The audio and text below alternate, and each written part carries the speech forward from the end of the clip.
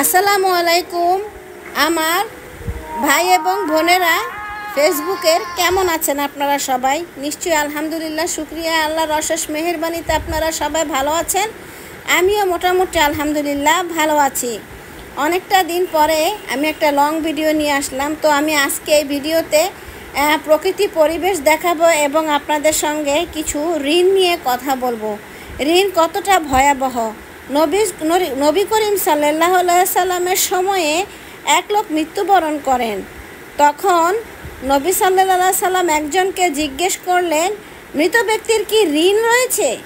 উত্তরে এক সাহাবী বললেন, হ্যাঁ ইয়া রাসূলুল্লাহ। তখন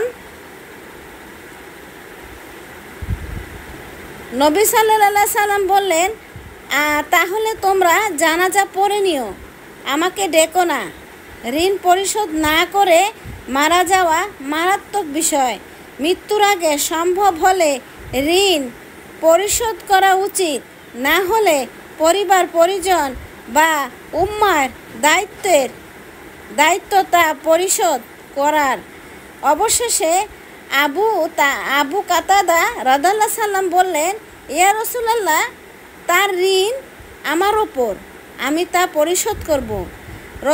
তখন রসুল সাল্লাল্লাহু আলাইহি সাল্লাম জানাজা পড়ান। হাদিস সূত্রে সহিহ বুখারী হাদিস নাম্বার 2295। তো আমরা সবাই ঋণের বিষয়ে খুব সতর্ক থাকবো ইনশাল্লাহ। তো আমাদের যেখানে নবীজি সাল্লাল্লাহু আলাইহি ওয়াসাল্লাম বলেছেন যে আমরা ঋণ খুব ভয়াবহ।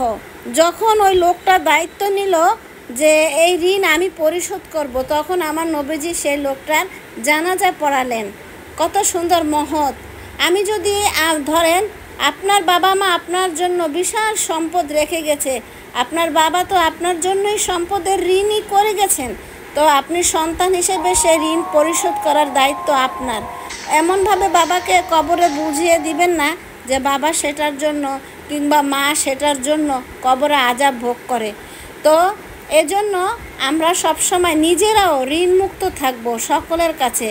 কারো মনে আঘাত দিয়ে কোনো টাকা পয়সা কোনো কিছু নিয়ে হস্তান্তর করে খাওয়া, কারো কাঁধে পাড়া দিয়ে উপরে ওঠা, এগুলো থেকে আমরা অবশ্যই সচেতন থাকবো। তো ঋণের বিষয় নিয়ে আজকে আমি এই ভিডিওটা বানিয়েছি এই জন্য, এখনও এই সমাজে এমন কিছু মানুষ আছে, ঋণ আছে অনেক কিন্তু দেয় না, অস্বীকার করে।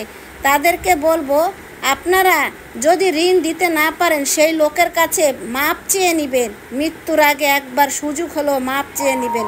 তো যদি আমার এই গল্পটা ভালো লাগে অবশ্যই পাশে থাকবেন। আল্লাহ হাফেজ।